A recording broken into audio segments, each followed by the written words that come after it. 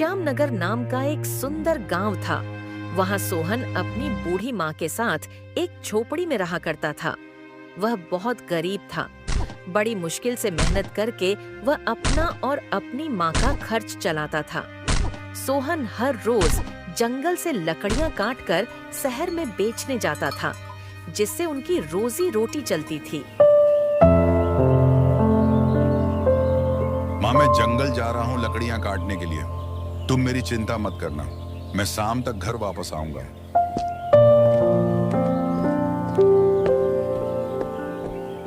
बेटा, जरा ध्यान से जाना और जल्दी लौट कर आना। तुम्हारी माँ तुम्हारी प्रतीक्षा कर रही है। मुझे तुम्हारी बहुत चिंता होती है, लेकिन हम इतने गरीब हैं कि तुम्हें रोज लकड़ी काटने जाना ही पड़ता है। माँ, तुम चिंता मत करो, और वैसे भी सबको अपनी रोजी रोटी के लिए काम करने पड़ते हैं। मुझे उम्मीद है कि हमारे दिन भी बदलेंगे। इतना कहकर सोहन कुल्हाड़ी लेकर जंगल की तरफ निकल जाता है। उस दिन मौसम कुछ ठीक नहीं था। आसमान में काले बादल छाए हुए थे और थोड़ी ही देर में बारिश होने लगी।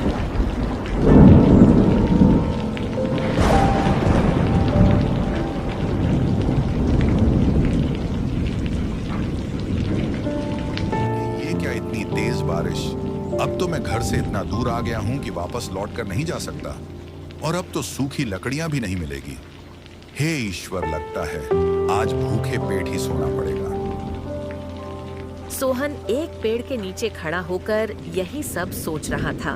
उसे कुछ समझ में नहीं आ रहा था कि वह क्या करे।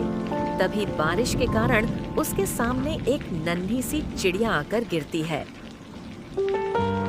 अरे कोई मेरी मदद करो, बारिश के कारण मेरा घोंसला टूट गया। अब मैं क्या करूं? मुझे कुछ समझ नहीं आ रहा।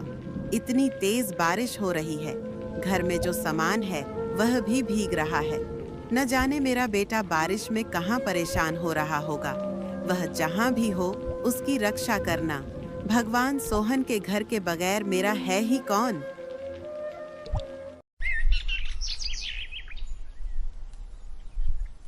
उसका दोस्त रघु अपनी पत्नी के साथ रहता था। रघु बहुत ही ज्यादा लालची सौभाग्य का व्यक्ति था। जब उसे पता चला कि सोहन 2 दिन से घर नहीं लौटा है, अब मैं सोहन के खेत और जमीनों पर आराम से अपना अधिकार कर सकता हूँ।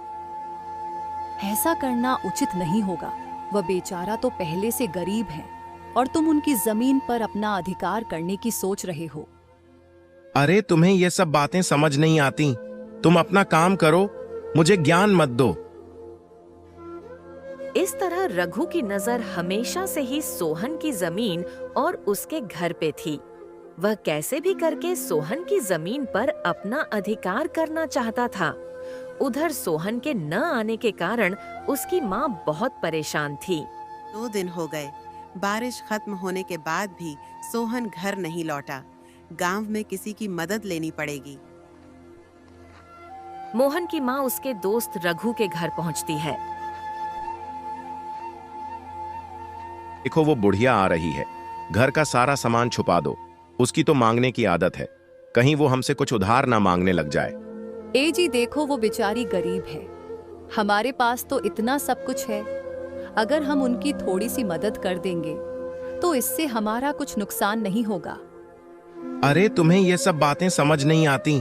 तुम अपना काम करो, मुझे ज्ञान मत दो। रघु बेटा, इधर तो आना जरा। अरे माता जी, आप यहाँ? आप ठीक तो हैं? और सोहन कहाँ है? दिखाई नहीं दे रहा है। ये बुढ़िया जरूर खाना मांगने आई है। जी माँ जी, बताइए, मैं आपकी सहायता कैसे कर सकता हूँ? सोहन अब तक घर नहीं लौटा। माँ जी, आप चिंता मत कीजिए, आप मेरे घर पर रहिए। आखिर मैं सोहन का दोस्त हूँ, तो आपका भी बेटा हुआ ना। आप निश्चित होकर मेरे घर पर रहिए। मैं अभी जाकर मोहन को ढूंढ लाता हूँ।